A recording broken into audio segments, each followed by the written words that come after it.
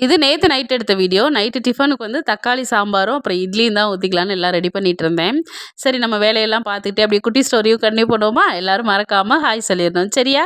Second பேபின்றதுனால எல்லாத்துலயுமே ரொம்ப கேர்லெஸ்ஸா தான் இருந்தேன். சரியா மாத்திரை போடுறதில்ல, சாப்பாடெல்லாம் கடையில வாங்கி சாப்பிட்டுட்டு அந்த மாரி தான் போயிட்டு இருந்தது. 6வது மாசம் செக்கப் போனப்ப தான் தெரிஞ்சுச்சு, எனக்கு பிபி ஹை ஆயிருச்சு அப்படின்னு. எல்லாரும் சொல்லி ரொம்ப பயமுறுத்திட்டாங்க. உடனே செங்கல்பட்டுலாம் எழுதி குடுத்து, அங்க போய் பெட்ல எல்லாம் இருன்னு சொல்லியிருந்தாங்க. ஆனா, ஃபர்ஸ்ட்டு குழந்தைய வச்சுட்டு நமக்கு இங்க வீட்ல தங்கி பார்க்குற அளவுக்கு யாரும் இல்ல. அதனால குழந்தைய சாக்கு காட்டிட்டு வீட்டுக்கு வந்துர்றது. எந்த ஒரு ட்ரீட்மெண்ட்டும் எடுக்காம அப்படியே போய்க்கிட்டே தான் இருந்துச்சு. ஒரு 8 மாசம் கம்ப்ளீட் ஆயிருச்சு. அதுக்கப்புறம் வந்துட்டு கொஞ்சம் பிபி எல்லாம் நார்மலா தான் இருக்குன்னு சொல்லிட்டு அடுத்த செக்கப்ல சொல்லியிருந்தாங்க. அப்புறம் 9 மந்த்ல வந்துட்டு எனக்கு ஒரே ஆசை வளகாப்பு போட்டுக்கணும் அப்படின்னு சொல்லிட்டு, ஃபர்ஸ்ட்டு எங்க சைடுல வந்து ஃபர்ஸ்ட் பேபிக்கு மட்டும் தான் வளகாப்பு போடுவாங்க. செகண்டுக்குலாம் போட மாட்டாங்க. போடக்கூடாதுன்னு சொல்லுவாங்க.